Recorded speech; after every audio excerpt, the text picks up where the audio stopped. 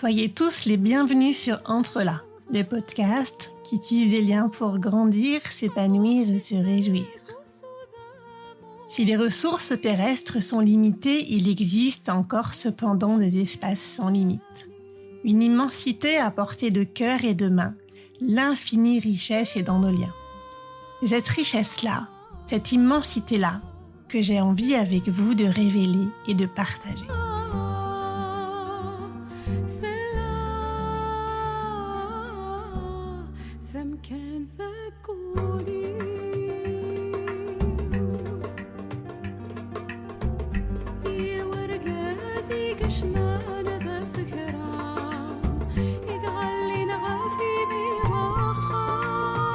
Peut-on vraiment libérer l'entreprise ? Dans ce 30e épisode, nous poursuivons notre échange avec Thibaut Brière. Nous l'avons vu dans l'épisode de la semaine dernière, qui est le 29e du podcast Entre là. L'esprit critique est essentiel, non seulement pour favoriser l'intelligence collective, la créativité, la performance, la pérennité, mais aussi pour éviter les pratiques et les dérives toxiques. Dans la suite de notre conversation, Thibaut Brière explicite ces 3 principes d'une organisation saine. S'ouvrir à la contradiction, c'est le premier principe. Clarté et respect scrupuleux des périmètres de responsabilité de chacun, c'est-à-dire que ce qui est dit est fait, ce qui est fait est dit. Et 3e principe, rapprocher le plus possible les centres de décision des centres d'exécution. S'ouvrir à la contradiction, aux extrêmes, aux tensions fécondes, permet de devenir éthique et d'aller au-delà des sensibilisations à l'éthique. Ça permet aussi de faire vraiment émerger l'intelligence collective. Cet échange sur la liberté d'expression et de co-création nous a amené tout droit, avec Thibaut, aux entreprises libérées. Il y a, dit-il, entre elles et les autres une différence de nature, une liberté politique, une liberté de moyens et une liberté d'objectifs. Une entreprise ne peut être qualifiée de libérée que si elle permet à ses employés de se fixer leurs propres objectifs. Elle n'est libérée que si leur consentement n'est pas arraché de haute lutte. Ici, il est plein et entier, comme tout vrai consentement. De telles organisations existent-elles vraiment, dont les pratiques ne sont pas torpillées ? Et qu'est-ce qui les rend ou les rendrait possibles ? Voilà ce que dans cet épisode, nous vous proposons d'explorer ensemble. Chers auditeurs, cet épisode et ce podcast sont pour toi. Entre là, bonne écoute.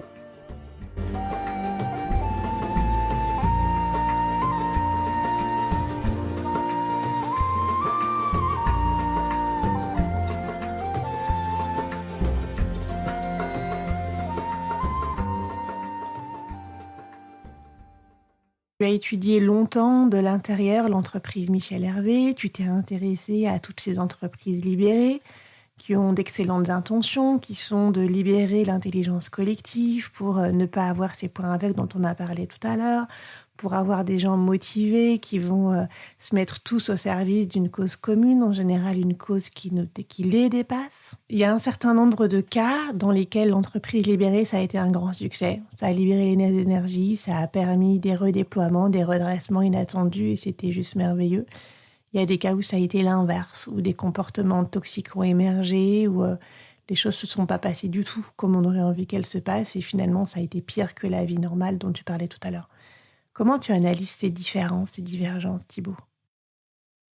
Alors, d'abord, la première chose que je voudrais dire, c'est qu'il est très difficile de connaître une entreprise vraiment de l'intérieur et donc de pouvoir dire avec certitude telle entreprise, si je puis dire, n'est pas toxique, si tant est que cette expression ait un sens, je veux dire à un tel degré de généralité.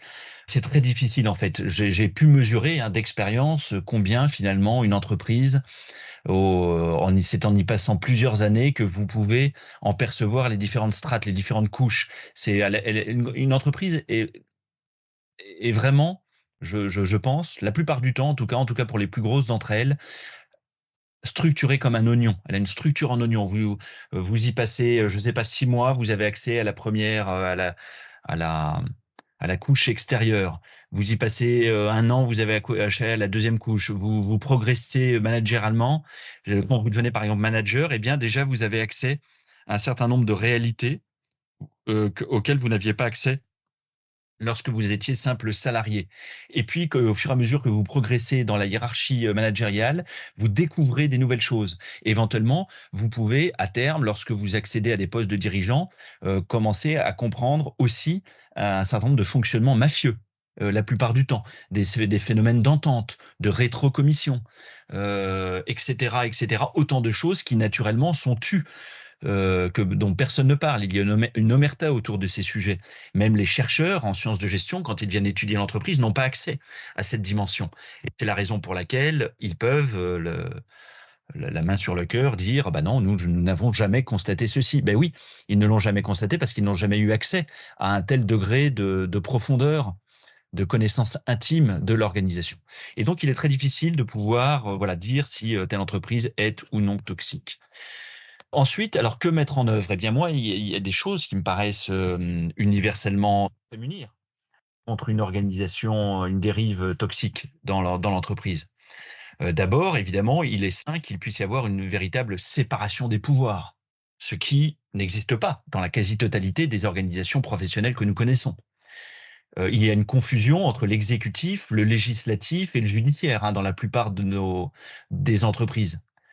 Ça me paraît sidérant pour des organisations de plusieurs milliers de salariés, voire de plusieurs centaines de milliers de salariés. Mais c'est une conséquence du despotisme éclairé. Vous avez donc des organisations de plusieurs centaines de milliers de salariés qui sont régies par un despotisme éclairé et dans laquelle il n'y a pas de séparation des pouvoirs. C'est les mêmes instances dirigeantes qui décrètent les règles qui vont être en vigueur en interne, les mêmes qui jugent les uns et les autres, qui décrètent que lui on va le virer, lui on va pas le virer, etc. Et les mêmes qui prennent toutes les décisions de gestion.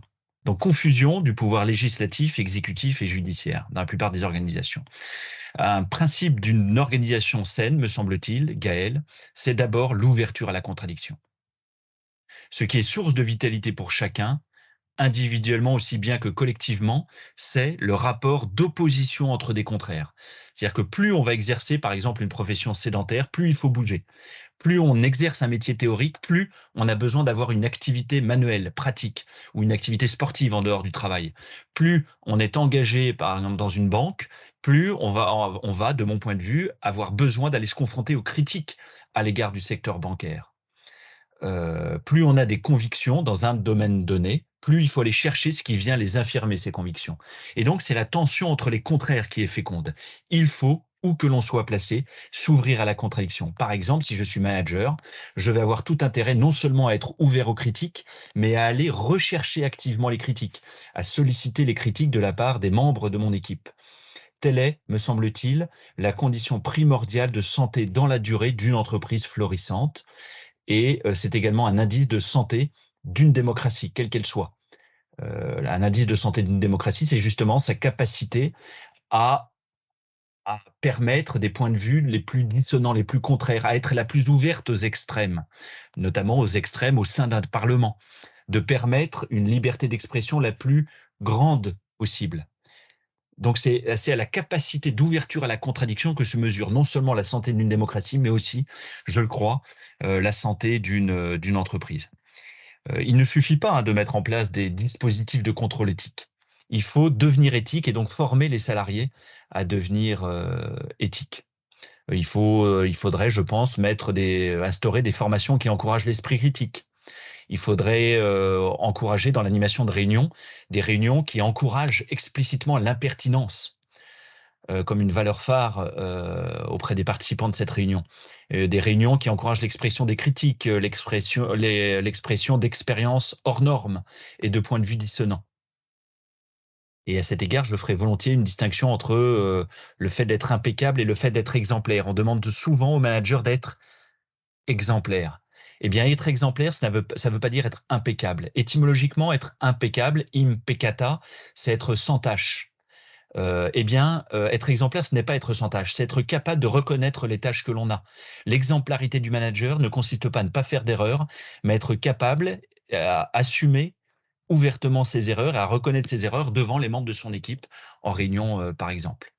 Deuxième principe d'une organisation saine, j'en ai que 3. Le premier, c'était l'ouverture à la contradiction. Le deuxième principe, me semble-t-il, c'est que ce qui est dit est fait et ce qui est fait est dit. Et du coup, l'implication, c'est qu'il doit y avoir un respect intégral des périmètres de responsabilité de chacun. D'abord, une clarté des périmètres de responsabilité des uns et des autres, et un respect scrupuleux. Par exemple, le directeur général ne doit pas pouvoir empiéter sur le périmètre de responsabilité du responsable du ménage. Ce n'est pas au directeur général de s'occuper du ménage. Or, et voilà, et souvent, malheureusement, dans les grandes organisations, il y a des postes comme ça généraux où il y a des personnes qui se croient autorisées à s'occuper de tout et de rien. Ça me semble être une source importante de toxicité. Troisième et dernier point, selon moi, d'une organisation saine, non toxique, c'est que tout ce qui peut être fait à un niveau, et notamment au niveau le plus bas, doit être fait à ce niveau. Il faut tendre à rapprocher le centre de décision des centres d'exécution. Et ça, c'est ce que l'on appelle la subsidiarité. Ce que tu expliques, Thibaut, si je te comprends bien, c'est que la toxicité n'est pas liée à la forme juridique de l'entreprise, n'est pas liée au type d'organisation politique qu'elle met en place, mais à la présence ou pas de ces leviers, de ces facteurs dont tu viens de parler. Et ces facteurs, ils sont à la fois l'objet et le fruit d'une discipline, d'un choix, d'un comportement, d'une attitude personnelle. C'est individuel, en fait, qui se développe au niveau du collectif, mais ce sont des comportements individuels. Et alors oui, justement, invité par l'organisation, parce que je crois que l'organisation a un rôle fondamental à jouer. Je crois que, dans une perspective justement, de sociologie compréhensive, celle de Max Weber, ensuite de Michel Crozier, je crois que les acteurs sont intelligents et du coup, ils s'adaptent à l'organisation, au type d'organisation dans lequel ils se trouvent. C'est-à-dire que quelle que soit, si je puis dire, l'éthique personnelle, le type d'éducation reçu par les uns et les autres, fondamentalement, un certain type d'organisation va appeler un certain type de comportement de la part des individus. Par exemple, c'est à l'organisation de demander plus ou moins explicitement, justement, à ce que les réunions soient animées de telle ou telle manière. Et la manière dont vont être évalués les collaborateurs, eh bien, évidemment, va influer sur la manière dont ils vont se comporter. Je garde en mémoire, notamment, lorsque je travaillais au sein du groupe Printemps Pinot La Redoute, PPR, qui aujourd'hui est devenu Kering, eh bien, l'ensemble des managers des différentes filiales étaient annuellement évalués sur notamment 2 critères qui m'ont toujours semblé très pertinents et manifestaient une grande ouverture à la contradiction, et non seulement ouverture, mais une capacité à aller au-devant des contradictions. C'était que les managers, tous les ans, étaient évalués sur leur capacité à recruter meilleur qu'eux-mêmes, d'une part, et d'autre part, ils étaient évalués sur leur capacité à savoir susciter la contradiction au sein de leur propre équipe. Et bien ça, typiquement, pour moi, c'est une dimension organisationnelle et je crois qu'elle influe directement sur le comportement des acteurs en interne, dont on a beau jeu ensuite de dire: «Ah ben oui, ben un tel et un tel, il est toxique», comme si c'était inhérent à sa personnalité et du coup, on va psychologiser à fond mais précisément pour masquer les déficiences de l'organisation. Et je crois qu'il y a toute une tendance aujourd'hui à travers, ce que l'on voit en matière de leadership, en matière d'accompagnement, de coaching. Il y a une tendance lourde à la psychologisation, c'est-à-dire à faire des individus les boucs émissaires de défauts d'organisation qui permettent aux dirigeants de l'entreprise de se dispenser, de se remettre en question, de remettre en question le type d'organisation qu'ils ont mis en œuvre. En effet, on a tous vu ce genre de situation où il y a un individu qui a un comportement qu'on peut qualifier de toxique, et puis on le licencie, on prend quelqu'un d'autre, il se passe la même chose chez la personne recrutée ou chez un tiers, parce que finalement, ce mode de fonctionnement, il était un mode de fonctionnement régulateur d'une organisation qui est dysfonctionnelle. Et ça, c'est pas facile à gérer depuis l'interne parce que c'est difficile d'avoir à la fois un regard de l'intérieur et de l'extérieur à la fois. Donc, il y a souvent besoin d'un tiers pour transformer la dynamique d'une organisation qui est dysfonctionnelle. Ouais, tout à fait. J'ai pas mieux à dire, effectivement. Je crois que c'est vraiment cette alternance d'un regard de l'interne et de l'extérieur qui permet, d'appréhender au mieux une organisation et donc de voir des phénomènes subtils comme celui, de la toxicité. Et c'est la raison pour laquelle, moi, typiquement, la manière dont j'ai abordé là, le groupe Hervé dont je l'ai étudié, c'est d'abord dans un premier temps depuis un point de vue extérieur, où j'avais coécrit du coup un livre avec le dirigeant fondateur. Donc d'abord l'étudier de l'extérieur, ensuite un point de vue de l'intérieur, voyez, pendant 7 ans pour essayer de confronter la vision qu'on s'en forme un peu théorique, un peu de l'extérieur que l'on en a avec la manière dont on le vit. dont on en fait l'expérience concrète, et puis ensuite, à nouveau, de pouvoir l'étudier depuis un point de vue extérieur. Et je crois qu'il n'y a pas d'autre manière de connaître une réalité humaine, une réalité sociale, que d'alterner les points de vue de l'interne et de l'extérieur. Précisément parce qu'autrement, on est sujet. En fait, si vous êtes de l'extérieur, on vous dira, oui, mais vous ne connaissez pas l'organisation, puisque vous n'avez un regard que externe, ce qui est vrai. Du coup, vous n'en connaissez que l'épiderme ou seulement le derme. Si vous avez mené beaucoup d'enquêtes, vous avez mené beaucoup d'entretiens semi-directifs, vous avez observé beaucoup de réunions. Allez, disons que vous connaîtrez peut-être le derme de l'entreprise, mais ça sera toujours par les surfaces. Et si vous êtes de l'intérieur, on vous dira, ben oui, mais vous n'êtes pas objectif pour parler de l'entreprise, puisque vous êtes à la fois juge et partie. Vous avez une vision déformée nécessairement, puisque vous étiez un salarié. Très bien. Et donc, comment corriger, puisque que vous soyez extérieur ou que vous soyez intérieur, dans tous les cas, on peut vous dire, ah ben oui, mais vous avez un regard biaisé, partiel et donc partial. Eh bien, la seule solution, effectivement, en tout cas la solution qui me paraît la plus méthodologiquement sûre, c'est d'alterner point de vue extérieur et point de vue intérieur. Thibaut, est-ce que tu veux maintenant nous parler des entreprises libérées? Volontiers, cher Gaël. D'abord, peut-être un petit exercice de définition. Qu'est-ce que l'on entend par là? J'ai écrit un papier justement sur le sujet, un papier que d'ailleurs on peut retrouver sur mon site internet, dont je profite pour vous donner l'adresse. D'ailleurs, c'est www.thibaut-brière.com. Et dans la partie publication, il y a un article qui s'appelle les entreprises, les entreprises libérées sous contrôle. Quelque chose comme ça, dans lequel effectivement un papier qui était le discours, si je puis dire, enfin la communication en introduction du premier colloque scientifique sur les entreprises libérées, que j'avais co-organisé avec des chercheurs de l'ESC Clermont en 2016 à Clermont-Ferrand.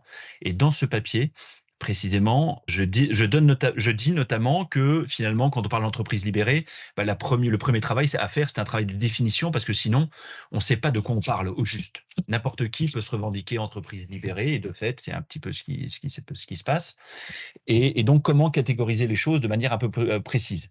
Eh bien, moi, j'ai essayé d'aborder le sujet en philosophe, ça ne vous étonnera pas, et donc d'essayer de trouver une différence de nature entre les entreprises libérées et les entreprises je dirais classique, traditionnelle. Et la différence de nature que j'ai trouvée est la suivante. On peut parler, me semble-t-il, d'entreprise libérée à partir du moment où, dans une entreprise, les salariés sont politiquement libres, de telle sorte que cette liberté politique libère les énergies, libère la créativité, libère les initiatives. Donc le point décisif, pour moi, la différence de nature par rapport à une entreprise traditionnelle, c'est qu'une entreprise libérée libère politiquement ses membres. Politiquement, qu'est-ce que ça veut dire? Ça veut dire que dans une entreprise libérée, pour autant que justement on fasse une différence de nature avec les entreprises traditionnelles, dans une entreprise libérée, les individus sont libres de se fixer non seulement les moyens d'atteindre les objectifs qui leur sont fixés par leur hiérarchie, mais ils peuvent aussi se fixer les objectifs eux-mêmes. Et c'est bien ce qu'on entend lorsqu'on parle d'un peuple qui est libre ou d'un individu libre dans la cité. C'est un individu qui est capable justement de se fixer aussi ses propres objectifs. C'est-à-dire non seulement les objectifs de la cité, c'est-à-dire via par exemple le droit de vote, il peut participer à la définition des objectifs de la cité, mais il peut aussi être libre d'aller aujourd'hui soit à la boulangerie, d'aller au travail ou de ne pas y aller, d'aller à la salle de sport, etc. On est libre, nous sommes libres au sens politique du terme, lorsque nous sommes libres de nous fixer nos propres objectifs. Et donc pas seulement lorsque nous avons une liberté de moyens. Très souvent, dans le contexte professionnel, on dit qu'un tel et un tel, il est autonome, mais seulement au sens où il dispose d'une autonomie de moyens. Or, l'autonomie au sens politique du terme, au sens, je le dirais, réel du terme, c'est la capacité aussi à se donner ses propres objectifs. Or, il me semble que dans la plupart de ce qu'on appelle aujourd'hui des entreprises libérées, en fait, on ne parle que d'entreprises dans lesquelles les individus disposent de davantage de moyens pour parvenir à des objectifs qui leur sont toujours fixés par leur hiérarchie. Et ça, il me semble que c'est le cas dans 95% des entreprises dites libérées. Il n'y a que dans très peu d'entreprises dites libérées, notamment, je crois que c'était le cas, je crois seulement, je ne les ai pas justement étudiées de très près, mais je crois que c'était le cas chez HCL Technologies de Vinit Nayar, chez Semco, le groupe brésilien de Ricardo Semler, et ça semblait être le cas dans le groupe Hervé, jusqu'à ce que justement je m'aperçoive que ce n'était pas le cas. Et bien dans ce type d'entreprise, il a semblé jusqu'à une époque récente, y avoir justement une différence de nature avec les entreprises traditionnelles, parce que, en tout cas, les dirigeants de l'entreprise affirment que les salariés sont libres de se fixer les objectifs qu'ils veulent, et donc éventuellement les salariés peuvent également changer d'activité s'ils le souhaitent, puisqu'ils sont libres normalement de se fixer les objectifs qu'ils veulent. Ils peuvent, s'ils veulent, actuellement ils sont installateurs chauffagistes, mais pourquoi pas demain, si l'activité, ils jugent que peut être rentable, une activité de libraire au Maroc, eh bien pourquoi ne pourrait-il pas demain ouvrir une librairie au Maroc? Ça pose plein de questions parce que si chacun fait ce qu'il veut, comment l'entreprise garde un objet social, un sens? Juste avant qu'on explore ce champ-là, j'avais une question très opérationnelle. Tu sais, les OKR, Objective Key Results, qu'on voit se développer dans plein d'entreprises qui ne sont pas spécialement libérées, finalement, elles consistent à dire à chacun, voilà la stratégie de l'entreprise, les grands objectifs qu'on se donne. Vous fixez-vous vos objectifs pour atteindre ce qui vous semble le meilleur au service du projet d'entreprise. Est-ce que là, en fait, on est entre les deux finalement, si je t'écoute? Comme en toute chose, effectivement, la co-construction me paraît saine, et notamment la co-construction des objectifs. Toute la difficulté, dans ce que j'ai observé, moi je vais te parler de ce que j'ai observé dans plusieurs entreprises se revendiquant libérées, Gaël, c'est que la plupart du temps, justement, ces objectifs sont présentés comme étant des auto-objectifs, alors qu'en fait, ils ont été, on va dire, pour le moins, fortement suggérés par la direction, et voire même acquis de haute lutte en réunion. Il a une réunion qui peut durer toute une matinée, voire même toute la journée, où on va travailler les individus jusqu'à ce qu'ils finissent par reconnaître qu'ils souhaitent librement se fixer les objectifs que la direction leur propose. Et donc, on peut avoir à l'usure des personnes pour qu'ils se fixent librement les objectifs voulus par la direction. Mais il me semble que l'on est là dans un travestissement du consentement, et de même qu'on le voit aujourd'hui dans toutes les problématiques de consentement sexuel notamment, eh bien, nous le savons bien, céder n'est pas consentir. On cède, on ne consent pas pleinement. Eh bien, c'est exactement la même problématique auquel on se trouve confronté dans les entreprises. C'est-à-dire que lorsque, à l'usure, on finit par obtenir un oui formel de la part d'un salarié, par exemple sur un niveau d'objectif que l'on souhaite qu'il se fixe, eh bien pour autant, ce n'est pas véritablement un vrai consentement. Il a cédé, mais il n'a pas consenti. Et après, on ne pourra pas s'étonner qu'il ne déploie pas toute l'énergie, toute la volonté, la bonne volonté pour atteindre cet objectif qui en fait lui aura davantage été imposé qu'il ne l'aura choisi. Donc oui, à des objectifs co-construits, voire co-décidés. Simplement, personnellement, malheureusement, je ne l'ai jamais observé. Une véritable codétermination des objectifs, je veux dire, Gaël. Oui, je vois bien ce que tu Authentique, veux dire. qui soit véritablement bottom-up. Alors que, effectivement, c'est une vraie problématique, la question de savoir si, néanmoins, les objectifs que l'on se fixe sont sustainable, c'est-à-dire à la fois durables, bon, très bien d'un point de vue environnemental, mais surtout soutenables d'un point de vue économique. Mais ça, il n'y a pas besoin, soit d'une coercition de la hiérarchie, soit même d'une manipulation de la hiérarchie, pour faire en sorte que des équipes se fixent des objectifs d'un niveau suffisant. Là, il me semble qu'une véritable hiérarchie de service, exerçant un servant leadership, pourrait très bien, en confrontant par un simple jeu de questionnement, un jeu de mise en rapport avec d'autres équipes qui se seraient fixé des objectifs trop bas et qui auraient du coup eu des problèmes de rentabilité, qui auraient du coup dû licencier des personnes au sein de leur propre équipe parce qu'elles n'auraient pas atteint le degré de rentabilité suffisant. Eh bien, il me semble que c'est le rôle de la hiérarchie précisément que de mettre en œuvre, en tout cas, tout ce qui doit permettre d'éclairer le jugement des membres de l'équipe, de manière à les amener à se fixer des objectifs suffisamment élevés, en tout cas, pour permettre une rentabilité suffisante à la pérennité de l'activité. C'est très intéressant, Thibaut, que tu abordes là la question du consentement dans la prise de décision, parce qu'au fond, qui prend vraiment des décisions par consentement plein et entier? On voit des organisations dans lesquelles on prend des décisions soi-disant par consensus, mais est-ce que c'est vraiment du consensus? Est-ce qu'il n'y a pas dans la plupart des temps des gens qui se taisent pour qu'une décision puisse enfin être prise? Est-ce qu'il n'y a pas très souvent un consensus qui est arraché avec des propos du style «bon bah voilà, c'est évident, on peut faire que ça», etc. Voilà, ce qu'on appelle, de plus en plus par, c'est le ou même par consentement, ce qui me semble-t-il est faux, c'est le fait qu'il n'y ait plus d'objection, comme tu le dis. Plus d'objection exprimée. Mais ça ne suffit pas évidemment pour faire un consentement. On le sait bien, on le voit bien dans à nouveau dans les questions de consentement sexuel, il suffit pas que la personne ne s'autorise pas, par crainte justement, à dire non, pour que pour autant il y ait consentement. Et il n'y a pas cette recherche active du consentement, je veux dire intérieur, profond. On va s'en tenir au fait que la personne se tait. Mais moi, je l'ai vraiment observé, plus d'une fois. Bien des personnes peuvent se taire simplement parce qu'elles ont observé ce qui se passait si elles se risquaient à dire quelque chose. Là, il me semble que tu fais référence à la décision par consentement que propose la sociocratie.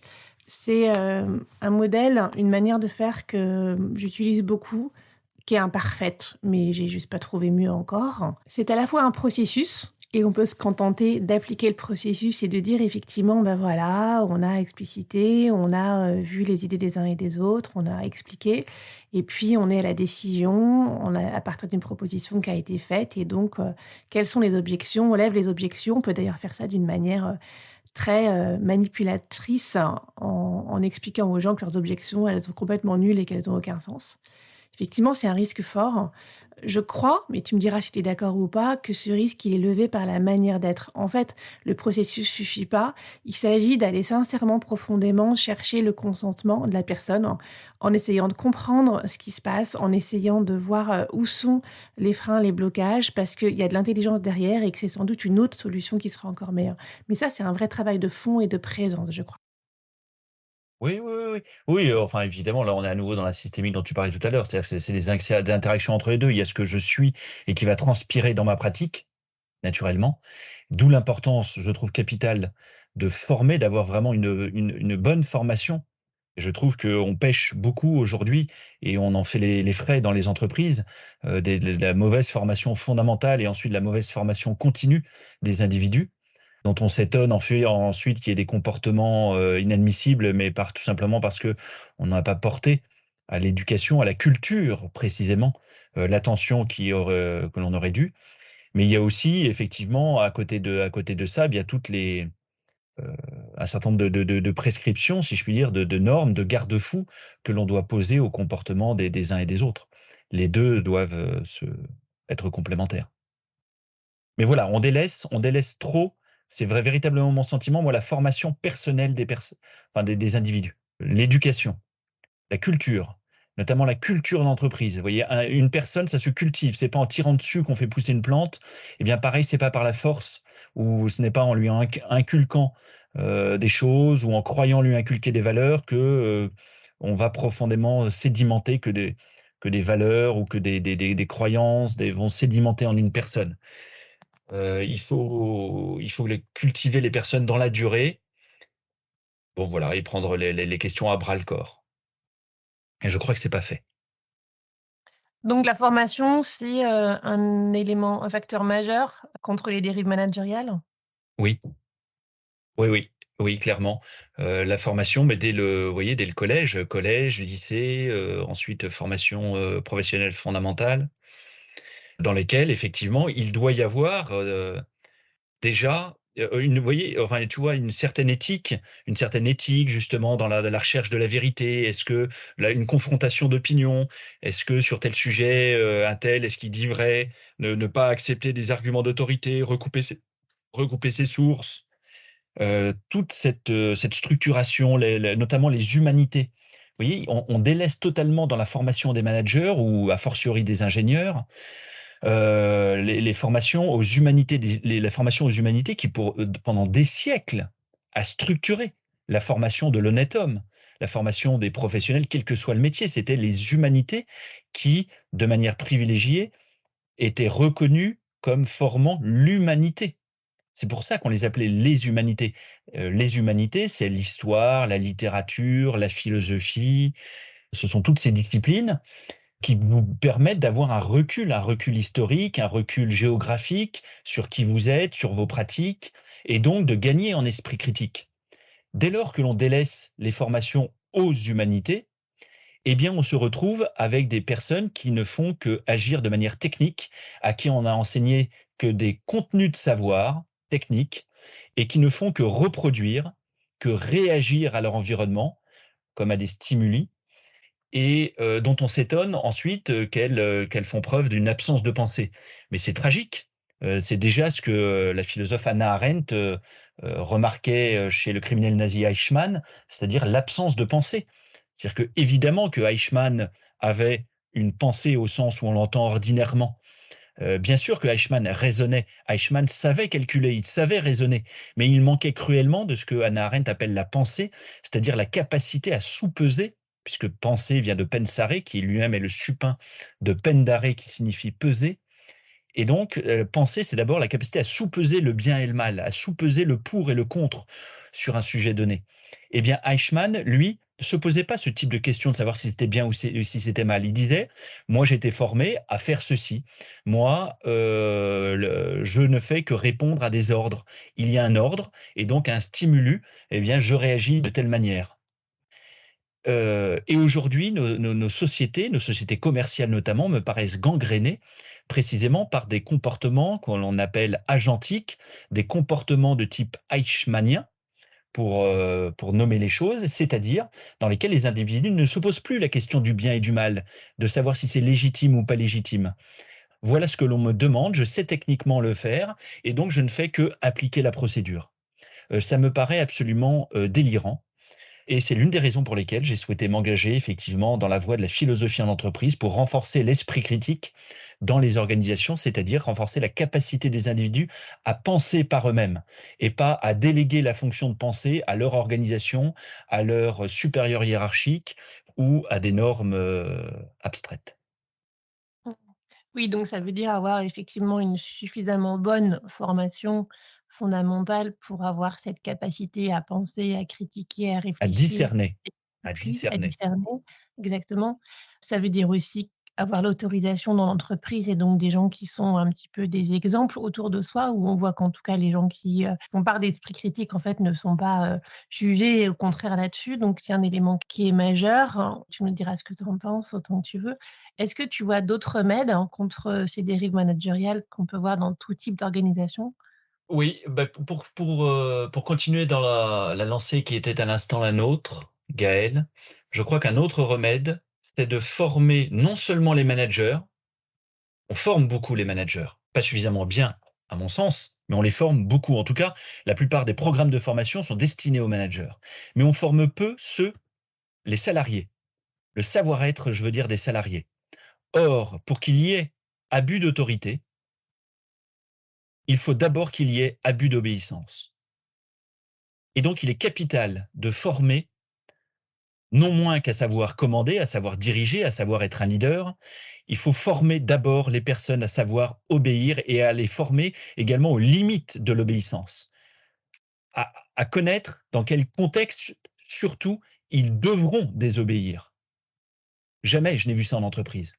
Jamais je n'ai vu, dans le cadre d'une formation, ou même simplement un dirigeant dire à ses dirigés, si un jour je vous demande ceci, votre organisation vous demande cela, vous devrez désobéir. Vous ne devrez surtout pas mettre en œuvre telle directive. Or, il y a un besoin, il y a vraiment besoin de former à ça parce que c'est précisément ça qui est en quoi réside l'esprit critique, en quoi réside le discernement. Et cette formation justement humaine, si elle n'a pas été dispensée au cours d'une formation fondamentale, eh bien, à minima, ça doit être à l'entreprise de la dispenser. D'abord, savoir obéir avant même de prétendre savoir commander. Oui, c'est en ça que ça fait vraiment culture puisque c'est partagé, partout au sein de l'entreprise. Oui. Oui, oui, puisque même, bah, même des managers, eux-mêmes, sont relativement à leurs propres supérieurs en situation d'obéissance.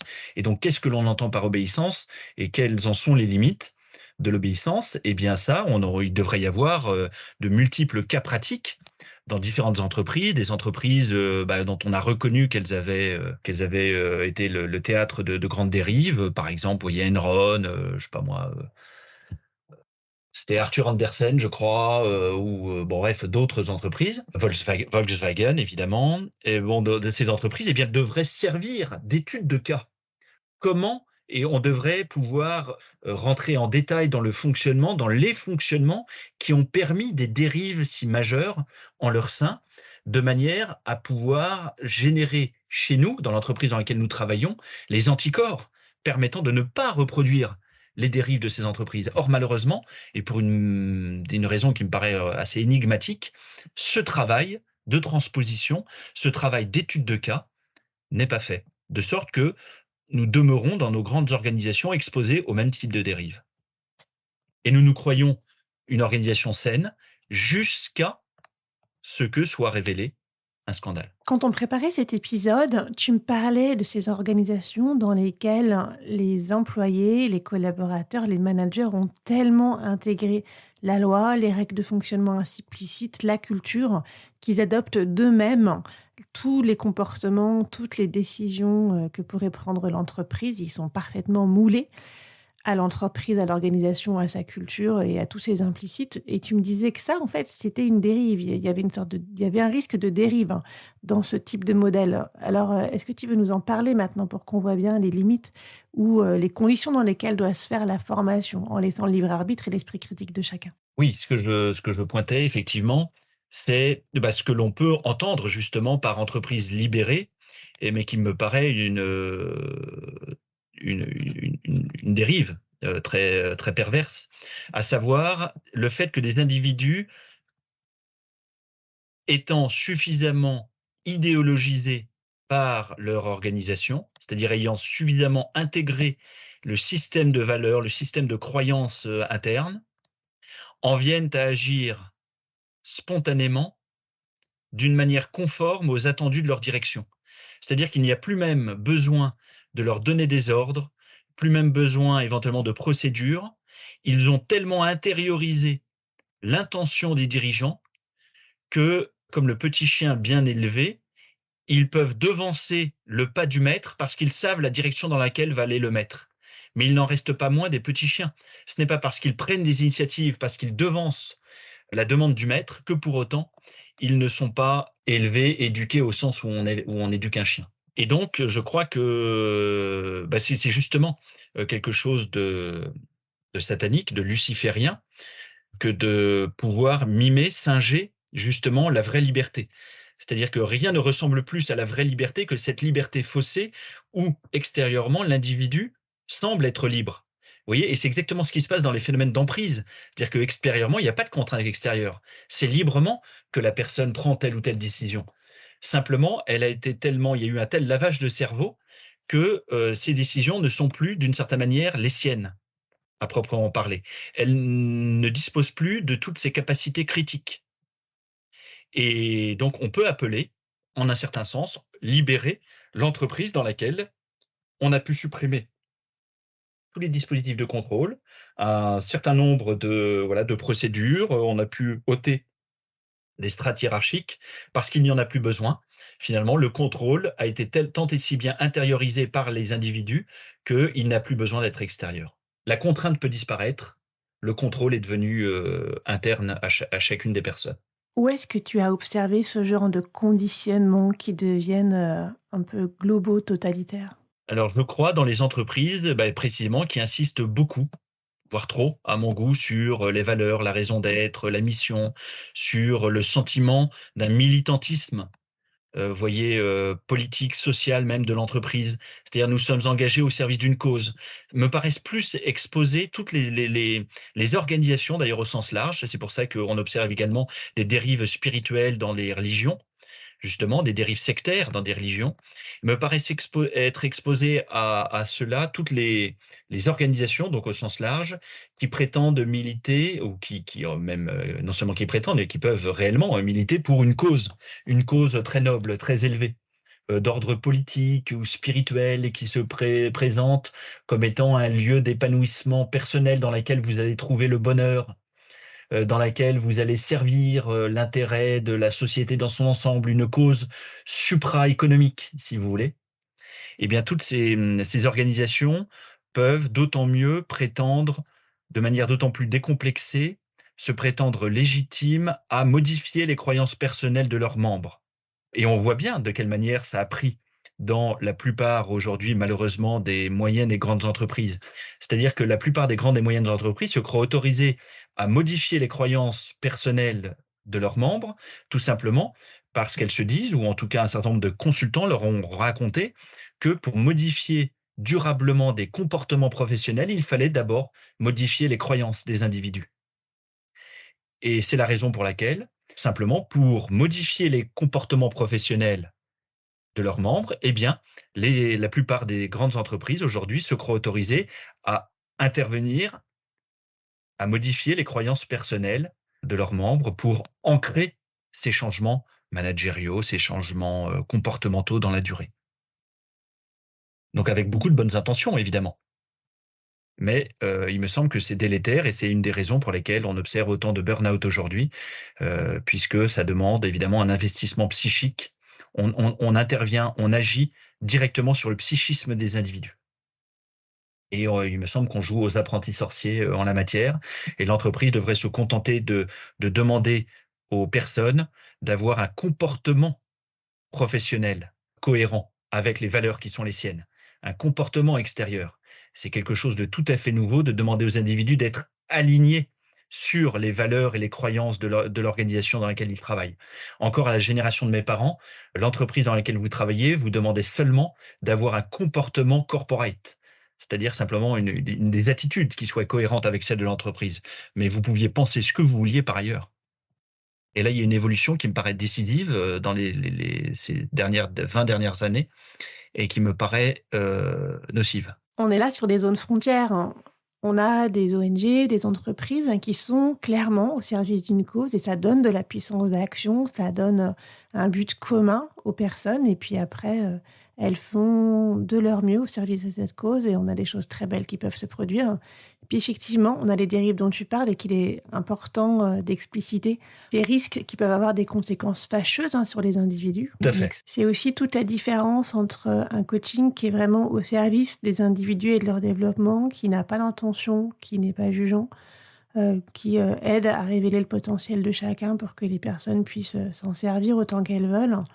Et puis une forme de coaching qui est très orientée et qui, de fait, peut être très manipulatoire, qui peut même générer de l'emprise sur les personnes. On voit, ça arrive, je ne sais pas si les personnes qui exercent ce genre de pression sont conscientes ou pas de ce qu'elles font, mais en tout cas, ça existe et c'est une réalité. Tout à fait, Gaëlle. Je pense, et tu me diras si tu partages cette opinion, que la différence se fait sur le travail intérieur qu'on a fait avant d'accompagner les individus. La qualité de présence, le fait qu'on se mette vraiment à leur service et pas au service de notre gloire personnelle. Je suis entièrement d'accord et tu fais bien d'apporter cette nuance. Oui, oui, tout à fait, ça dépend. Il n'y a pas de nécessité, évidemment. On peut se donner une mission ou une raison d'être, sans pour autant qu'il y ait tout ce travail justement de conditionnement et heureusement. Mais moi là voilà, effectivement, je pointais les organisations dans lesquelles tout cela était congruent et allait dans le même sens, effectivement. C'est ton travail de critique aussi, de mettre en lumière les risques qui sont inhérents à la création de telle ou telle organisation, qui consiste à dire, voilà, tout ça est très bien, il y a des choses formidables qui peuvent être mises en place. Attention, les risques sont là, et voilà là où sont les bords et les frontières à pas dépasser. C'est ça, il faut faire attention, il faut poser des garde-fous et tirer les leçons de l'expérience en regardant les expériences qui ont échoué. Et c'est l'une des raisons pour lesquelles, encore une fois, j'ai écrit justement Toxic Management pour braquer le projecteur, au moins sur l'une de ces expériences qui, selon moi, s'est révélée nocive, de manière à ce que d'autres ne reproduisent pas les mêmes erreurs. Est-ce qu'il y a quelque chose d'autre que tu voudrais dire, Thibaut, avant qu'on conclue cet épisode? Non, je suis un homme heureux d'avoir échangé avec toi, Gaëlle. Merci beaucoup. Donc on retient en fait qu'effectivement, l'enfer est pavé de bonnes intentions, que, on peut faire des tas de choses formidables en entreprise ou pas, que l'esprit critique est important et qu'il doit être chez tout le monde et que c'est intéressant d'avoir quelqu'un qui ait ce rôle parce que ça va peut-être, autoriser tout le monde à l'avoir et en tout cas, il y aura un endroit au moins où il y aura cette liberté de l'avoir et que c'est sans doute un des meilleurs garde-fous contre toutes les dérives managériales qu'on peut voir, qui sont d'ailleurs sans doute des dérives qui sont des dérives humaines, en fait, qu'on a dans toutes les organisations ou les groupes humains, qu'on peut avoir en famille, en politique ou ailleurs. Est-ce que c'est juste ou est-ce que tu dirais autrement? Non, c'est très juste, je n'ai rien à ajouter, c'était un beau résumé, Gaël, effectivement, et j'encourage en tout cas tous les entrepreneurs, ceux qui peuvent agir en entreprise à renforcer la dimension d'esprit critique dans la formation continue, non seulement des managers, mais de chaque salarié. Mais grand merci à toi, Thibaut. Merci Gaël. Si vous voulez contacter Thibaut Brière, en savoir davantage sur ses livres et sur ses travaux, vous trouverez, comme d'habitude, les informations qui vous seront utiles dans la description de cet épisode.